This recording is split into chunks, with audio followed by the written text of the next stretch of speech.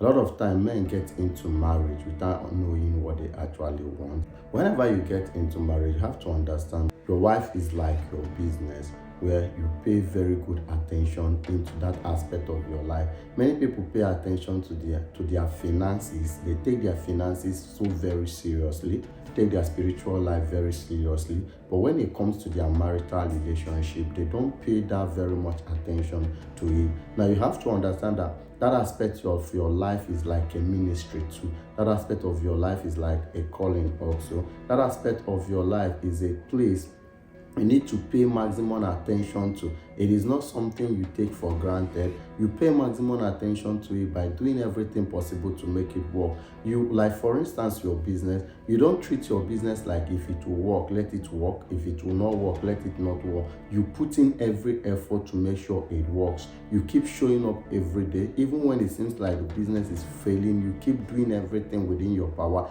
to see that this your business work. The same thing goes for marriage. When you get married, you do everything possible to make it work by putting in the energy. You put in the energy, you put in the time, you put in the attention, you put in the sacrifice. Just like the Bible said that a man should love his wife like Christ have loved the church. Now Jesus loved the church, used his blood to pay for the church. Now he loved the church to death. It's not like you should go and die because of someone, but you love someone to that point where the person will say that without reasonable that this person loves me. Marriage most times requires a lot of sacrifice. It is not always greener in the other side. It is always greener where you water it. So when you get committed in your marriage and decide to water your marriage where you are, not running to the next place, but watering your marriage where you are by putting in the effort to make it work, you see things working in your marriage. Understand that you often fight with your spouse, but when you have this issue with your spouse, don't always stand at your own point of view without looking at the other person's point of view. When you're the type of person that stands on your own point of view without looking at the other person's point of view, you will hardly get married. You actually get confused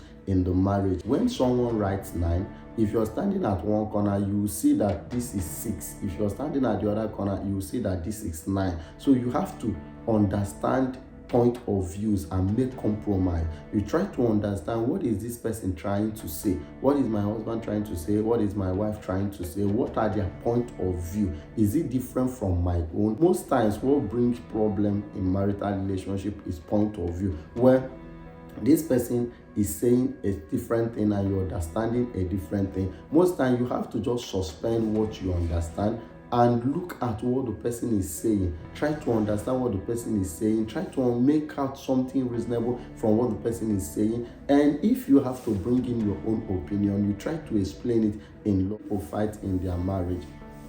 They keep saying that it will be my way, it will be my way. It will do. A woman is saying it will go my way. The man is saying it will go my way. These are the things that leads to fight in marriage. You have to make compromise when it comes to the way things should go in your marriage and relationship. It must not always go your way.